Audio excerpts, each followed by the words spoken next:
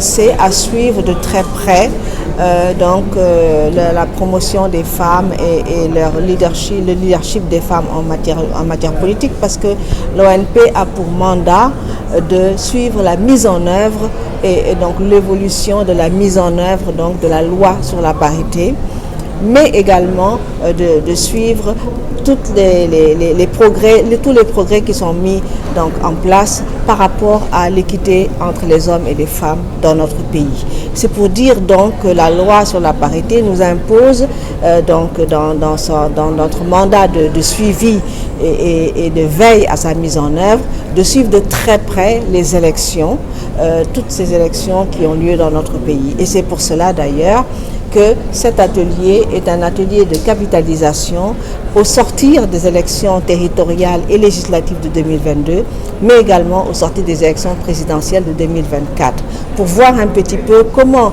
et où se situe donc la mise en œuvre et l'application de la loi sur la parité, et où est-ce que véritablement on peut mesurer un peu l'apport, comment mesurer l'apport des femmes et comment mesurer le leadership politique des femmes au Sénégal. C'est pour dire simplement que l'ONP est un mécanisme d'évaluation, de mise en œuvre, d'évaluation, de statistiques, de rassemblement des données, et tout cela est mis pour analyser le niveau de progression de notre pays dans ces secteurs-là et faire un plaidoyer pour que les plus hautes autorités se l'approprient et puissent véritablement pousser à la promotion des femmes donc au Sénégal, mais dans tous les secteurs. Pas seulement dans le secteur politique, mais véritablement dans tous les secteurs du développement. Parce que dans une société, les femmes sont des acteurs, et si on veut un développement inclusif, l'apport des femmes est extrêmement important et il doit être pris en charge. Pour cela, il faut déjà qu'on ait des données statistiques fiables par rapport à ce qui se passe dans les différents secteurs par rapport à l'équité entre les hommes et les femmes.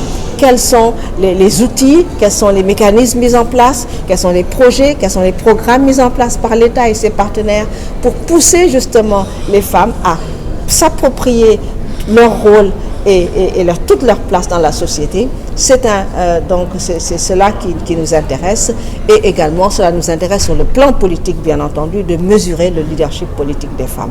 Donc cet atelier pour nous est extrêmement important parce qu'il capitalise un peu au sortir de ces élections importantes qui ont été à la fois territoriales, législatives et présidentielles.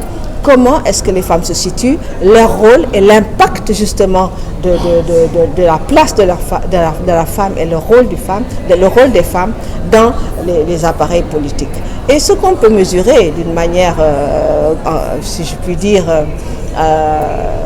brute, c'est que véritablement, il y a eu beaucoup d'avancées. La directrice de l'USAID l'a rappelé, nous en sommes aujourd'hui à 44% de représentation des femmes au niveau de l'Assemblée, mais il y a encore énormément de choses à faire.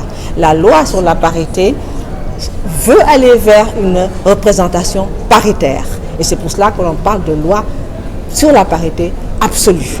Donc, représentation paritaire, cela veut dire qu'il faut qu'on arrive à un moment où là où les hommes sont toujours tête de liste, il faut qu'on arrive à un moment où nous allons trouver de plus en plus de femmes tête de liste. Là où il n'y a qu'un seul député dans certaines circonscriptions, à député unique, il faut qu'on trouve une femme et pas seulement des hommes. Là où il y a peut-être 3 hommes, 3 députés, il faut qu'on puisse trouver 2 femmes et un homme plutôt que 2 hommes et une femme. Donc tout ça, c'est un combat de longue haleine. Et c'est un combat qui interpelle pas seulement les autorités politiques, pas seulement les autorités de l'État, mais également les partis politiques en eux-mêmes, pour qu'ils revoient leur gouvernance, pour qu'ils donnent aux femmes leur place. Ce combat-là, il interpelle les femmes leaders en politique, mais il interpelle également les hommes leaders en politique. Il faut que chacun soit conscient que les femmes apportent quelque chose d'extrêmement important et que ce qu'elles apportent doit être valorisé à sa juste valeur.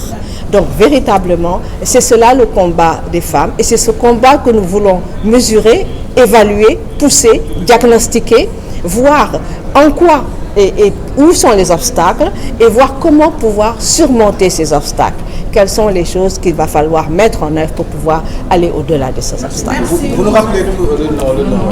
C'est Madame Awa Ndiaye, présidente de l'Observatoire national de la parité.